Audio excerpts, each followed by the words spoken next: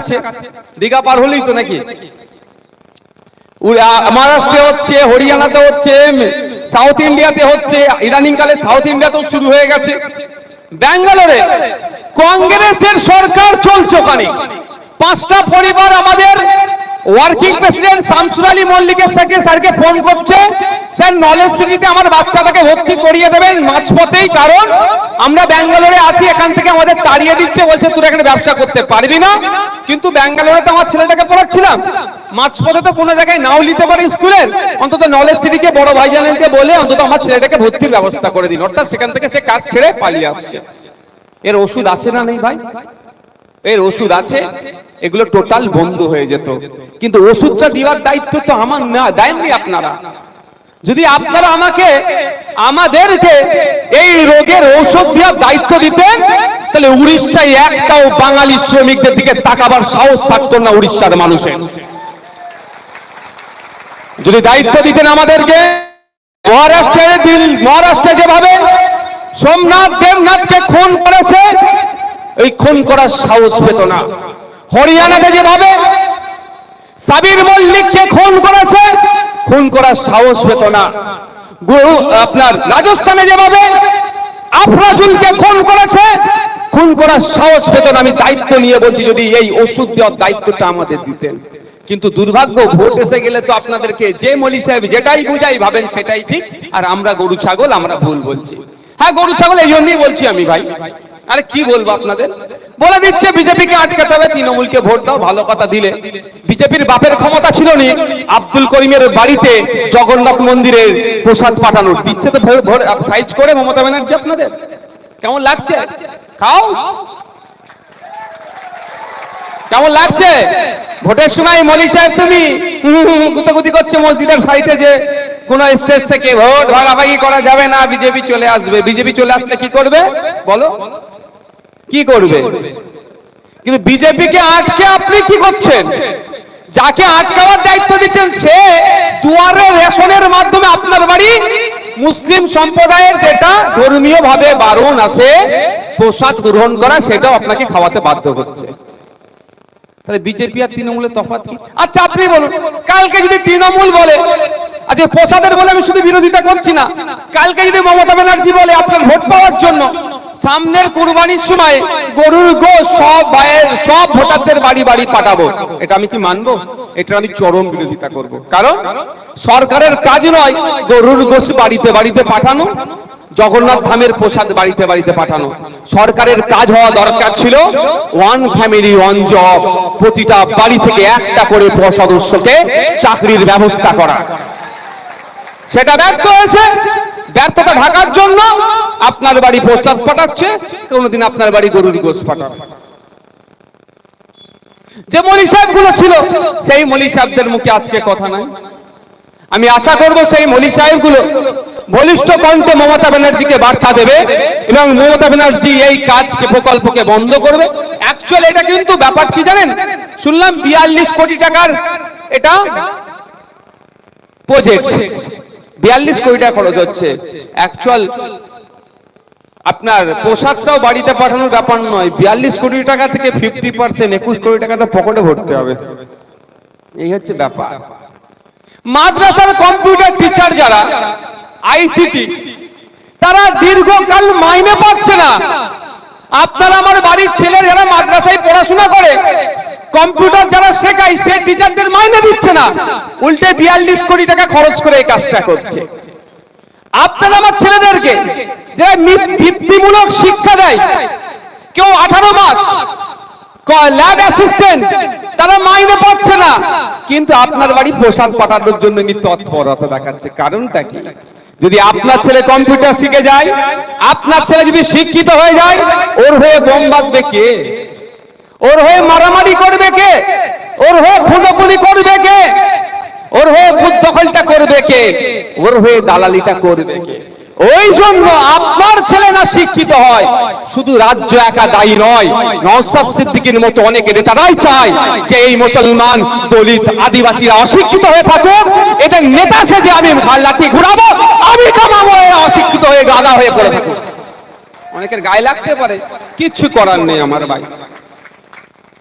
অনেকের গায়ে লাগতে পারে কথাটা শুনে, আমি আমার দিয়ে বলেছি ভাই, নওশাদ সিদ্দিকী চাইছে তার ভক্তরা অশিক্ষিত হয়ে থাকুক। কারণ কি, ভক্তদের বলবো কাগে কান নিয়ে চলে যাচ্ছে, ভক্তরা বলবে যে হুজুর কাগে কান নিয়ে চলে গেছে। আর ভক্ত যদি শিক্ষিত হয়ে যায়, কাগের দিকে তাকাবে না, কানে হাত দিয়ে বলবে ভাইজান, নওশাদ ভাইজান আপনি কিন্তু ভুল বলেছেন। বুঝতে পেরেছো কি বলছি? ওই জন্য আমি তো আপনাকে শিক্ষিত করব না। খারাপ লাগছে নাকি কারো? খারাপ লাগলে বলেন, আমি টপিক চেঞ্জ করে দেবো। বললাম আমি টপিক চেঞ্জ করে দেবো, আমার কাছে অনেক টপিক আছে বলার, সারা রাত পার করে দিতে পারবো। তো আমাদের বুঝতে হবে, আমাদের ভাবা দরকার কি আমার হয়ে বলছেটাকে, আমাকে সেই লোককে খুঁজতে হবে। যদি আমাদের মধ্যে একটা খারাপ প্রবণতা আছে, কি প্রবণতা? আমি দলিত, আমার হয়ে একজন দলিত বলবে। আমি আদিবাসী, আমার হয়ে একজন আদিবাসী বলবে। আমি মুসলমান, আমার হয়ে একজন মুসলমান বলবে। এই প্রবণতাটাকে দূরে সরিয়ে রাখতে হবে। পশ্চিম বাংলার বিধানসভাতে 18টা এসটি অর্থাৎ আদিবাসী কমিউনিটির বিধায়ক আছে। তারা জোর গলায় বলতে পারছে না বিধানসভায় দাঁড়িয়ে একসাথে যে কেন ফেক এসটিরা এসটি কোটায় চাকরি করবে, এ কথা বলার সাহস দেখাতে পারছে না। কিন্তু 18 জন এসটি বিধায়ক আছে, লাভ কি? পশ্চিম বাংলার বিধানসভাতে 63টার উপরে দলিত সমাজের বিধায়ক আছে, শিডিউল কাস্ট সমাজের। তারা একবারের জন্য বলছে না ফেক এসটি সার্টিফিকেট বন্ধ করতে হবে, বলার সাহস তাদের নাই। পশ্চিম বাংলার বিধানসভাতে 43টার অধিক মুসলিম বিধায়ক আছে, তারা একবারের জন্য দাঁড়িয়ে বলছে না রমজান মাসে হিজাব দিয়ে টুপি দিয়ে ইফতার খাওয়ার থেকে বড় কথা রমজান মাসে সারা দিন রোজায় রেখে সন্ধ্যাবেলায় ইফতার করার সময় যে ফোনটা মুখে তুলি অন্য সময় থেকে 3 গুণ 4 গুণ দাম বেশি, দামটা কমাতে হবে, এতটুকু কথা বলার সাহস তাদের বিধানসভাতে নাই। তাহলে লাভটা কি হবে? 43টা মুসলিম বিধায়ক দিয়ে পাঠাতে হবে মানুষের হয়ে কথা বলা। ভাঙর পাঠিয়েছে, সারা রাজ্যের মানুষ দেখছে, আর দাঁতে দাঁত আগুল কামড়াচ্ছে। 2021 সালে এই বিজেপি তৃণমূলের ফাঁদে না পড়ে যদি 10টা নওশাদ সিদ্দিকী পাঠাতে পারতাম, তাহলে রাস্তাঘাটে সামাজিক ভাবে কোনো ধর্মীয় স্লোগান তুলে কোনো ভাইকে পিটিও মারতো না, বা কারো গলায় জবের মালা পরে স্কুলে গেলে তাকে স্কুলে যাওয়া থেকে আটকাতে পারতো না, বা কেউ হিজাব পরে গেলে বোরকা পরে গেলে বোরকা খুলতে হবে বলে তার বোরকা ধরে টানাটানি করার সাহসও পেত না। পাঠাতে হবে জনগণের জনপ্রতিনিধিকে। তাই আপনাদের বলবো, ওই আপনাদের এলাকার একটা বড় নেতা আছে না, এখন হিন্দু হিন্দু ভাই ভাই স্লোগান তুলেছে, বুঝতে পেরেছেন তো? কে এখন উনি কোন দলে আছে? এখন কেন বললাম বলুন তো? কেন কেন বললাম এখন? বুঝতে পারছেন তো? কখন কোথায় থাকবেন উনিও জানে না, আমরা তো দূরের কথা। দেখ, আপনাদের এলাকায় এক নেতা আছে, এতদিন ধরে আপনাদেরকে কি বুঝিয়েছে? আমি তোমার জন্য লড়াই করব, তোমার জন্য লড়াই করব, তুমি আপনারা বলছেন দাদা আমার, দাদা আমার। এখন সেই দাদাই যে কি বলছে, আপনাকে মোল্লা, আপনাকে জেহাদি, আপনাকে কোমরে লাথি মেরে ওই তার দল বলছে কি বাংলাদেশে পাঠিয়ে দেবো। ওই দাদাকে তো এখন চিনে ফেলেছেন বলে ওকে বলছেন কত বড় গাদ্দার। আর যে দাদাগুলো এখনো চিহ্নিত হয়নি, কি বলছি বুঝতে পারছেন না? ওকে তো চিনে ফেলেছেন, ও সার্টিফাইড, ওকে আমরা ওনার কথা আমরা বিশ্বাস করব না। কিন্তু যেই দাদাগুলো এখনো ওই ধরনের, 2019 সালের আগে এই দাদা যেমন ছিল, এখন যে দাদাগুলো আছে পাঁচিলে উঠে বসে আছে, সেই দাদাগুলোকে চিনতে হবে। সেই দাদাগুলো কারা? যেই দাদাগুলো আমার ওয়াকফ আন্দোলনে আমার পাশে থাকছে কি থাকছে না, এখন থেকে তারা বুঝিয়ে দিচ্ছে। আপনার এলাকার নন্দকুমারের বিধায়ক কে? হ্যাঁ, কোন পার্টি? হ্যাঁ, তৃণমূল পার্টি। তাহলে এনার উচিত ছিল কি আপনার ওয়াকফ নিয়ে আপনি চিন্তিত তো নাকি? মাদ্রাসা, মসজিদ, ঈদগাহ, কবরস্থান নিয়ে চিন্তিত তো? সুকুমার বাবুর উচিত ছিল কি সুপ্রিম কোর্টে গিয়ে একটা মামলা করা, তাই না? জনপ্রতিনিধি মানে কি ভাই? জনপ্রতিনিধি মানে কি? জনগণের প্রতিনিধিত্ব করবে, জনগণ বিপদে আপদে জনগণের পাশে দাঁড়াবে, সুরাহা করবে। এখন এই কোন বিধানসভা কি নন্দকুমার বিধানসভার মানুষজন আতঙ্কিত, চিন্তিত যে মাদ্রাসা, মসজিদ, কবরস্থানের জায়গা থাকবে না বড় বড় বিজেপি কেড়ে নেবে, তাই না ভাই? তাহলে এর হাত থেকে বাঁচতে গেলে কি করতে হবে? দুটো রাস্তা, মাঠে ময়দানে শান্তিপূর্ণভাবে আন্দোলন সংগঠিত করা, সুপ্রিম কোর্টে গিয়ে মামলা করা। তা আপনার জনপ্রতিনিধি সুপ্রিম কোর্টে গিয়ে মামলা করেছে? জিজ্ঞাসা করবেন না? উল্টে তারা কি বলছে যে এখানে নয় দিল্লিতে গিয়ে করুন। এটা বুঝতে হবে ব্যাপারটা কোথায় হচ্ছে। তৃণমূলের, বিজেপির বিরুদ্ধে কথা বলছি, আর তৃণমূলের কালীঘাটের বুক চিনচিন করছে ভাই। এটা বুঝতে হবে, রাগ করলে হবে না। আমার কথা লোকাল তৃণমূলের বন্ধুরা শুনতে পারে। আমি লোকাল তৃণমূলের বন্ধুদেরও বলছি, আপনার দাদুর কবরটা বাঁচানোর জন্য মমতা ব্যানার্জি কিন্তু মামলা করেনি, নওশাদ সিদ্দিকী মামলা করেছে। এটা মাথায় রাখবেন, মাথায় রাখবেন।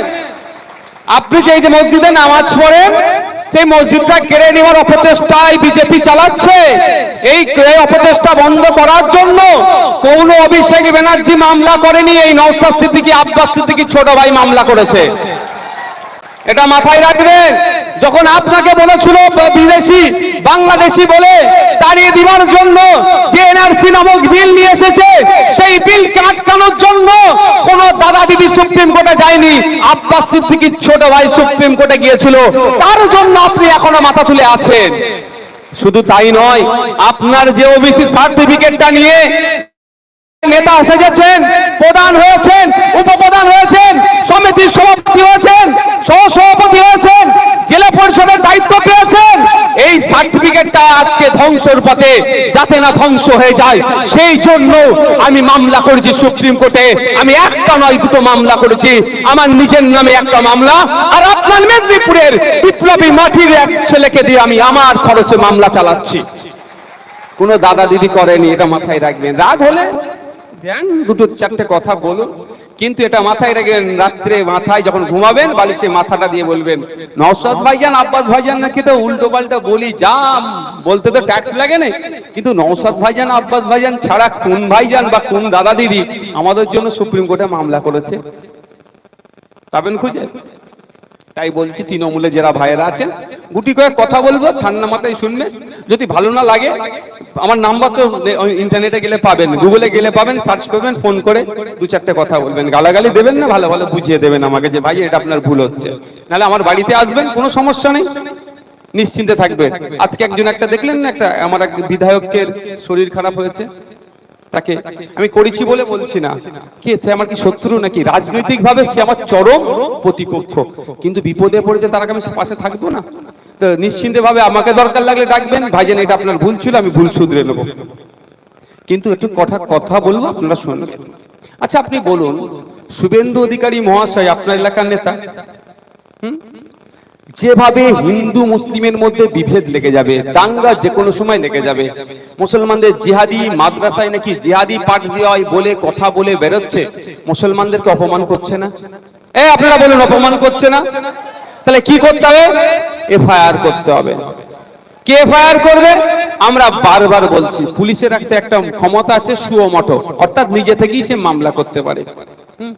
আমি একটা পুলিশকে একবার দালাল বলেছিলাম, আমি কিন্তু পুলিশদেরকে দালাল বলি না, পুলিশ আমাদের সামাজিক বন্ধু, পুলিশকে বন্ধু সহযোগিতা কথা সব সময় বলি। যাক, একটা পুলিশকে একবার দালাল বলেছিলাম, সেই জন্য আমার বাড়িতে নোটিশ চলে এসেছিল, আমার নামে মামলা হয়ে গেছিল। আমি কিন্তু জামিন নিইনি, আমি বলছি আমি ওই মামলায় জামিন নিইনি। অন্য মামলায় অনেকে জামিন নিচ্ছি, অনেক মামলা ইচ্ছা করে জামিন নিইনি, ওই মামলাটা জামিন নিইনি, কারণ আমি দালালকে দালাল বলেছি, তাতে মামলাতে জেল খাটতে হয়। আমি জেলে গিয়েও বলবো, জজের সামনেও বলবো ও দালাল, ওই জন্য দালাল বলেছি আমি। দালালি করেছে। আর অন্য পুলিশের হয়ে কথা বলেছি, অমিতাভ মালিক না নন্দী আমাদের দার্জিলিং এ গুলি করে মেরেছিল সাব ইন্সপেক্টরকে, হ্যাঁ ঠিক আছে, তার পাশে আমরা দাঁড়িয়েছি, পরিবারের পাশে আমরা দাঁড়িয়েছিলাম। এমনি যারা পুলিশে আছে তাদের পাশে আমরা সবসময় আছি।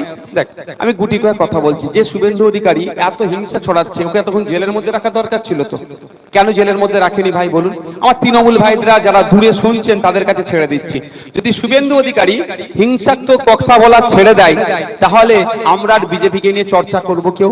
বিজেপিকে কেউ ভয় পাবো? অ্যাকচুয়ালি এটা তো ভয় দেখানো হচ্ছে। কি বললো? ক্ষমতায় আসলে তৃণমূলের যে সমস্ত মুসলিম এমএলএরা থাকবে তাদেরকে চাংতুলা করে রাস্তায় ফেলে দেবে। কম বড় কথা? ও সাহস পেল কোথা থেকে? ওকে সাহস কে দিল? এই বলার দ্বিতীয়বার সাহস পেত না? ওনার ঘাট ধরে ওনাকে ধরে জেলের মধ্যে রাখা দরকার ছিল, যে তুমি একজন নির্বাচিত জনপ্রতিনিধিকে এই রকম তুমি বলতে পারো না। মানুষের ম্যান্ডেট নিয়ে যে বিধানসভার মধ্যে আসবে তুমি তাকে বাইরে বার করার তোমার হাতে ক্ষমতা নাই। তুমি অপব্যবহার করতে তুমি বলছো ক্ষমতার, তোমাকে এখনই জেলের মধ্যে পাঠিয়ে দেবো। জেলের মধ্যে রাখা দরকার ছিল তো, কেন রাখেনি? রাখলেই তো আপনি ভয় পাবেন কি? ওই কথাটা আপনারই বুথে আলোচনা হচ্ছে, দেখেছিস এখন ওরা ক্ষমতায় নাই, তাই যদি বলে মুসলমান বিধায়কদেরকে বিধানসভা থেকে চাংতুলা করে বার করে দেবে, যদি ক্ষমতায় আসে তোকে আমাকে কিন্তু ঘরে থাকতে দেবে না বলে ভয় দেখাচ্ছে না। তাহলে কি করতে হবে? দিদির হাতটা শক্ত করো। উল্টে এই জায়গায় আমাদেরকে বলতে হবে, দিদির হাত তো 2021-এ শক্ত করলাম আমরা, 2016-তে শক্ত করলাম, 2021-এও শক্ত, 11-ই শক্ত করলাম, 3 বার তো দিদির হাত শক্ত করেছি।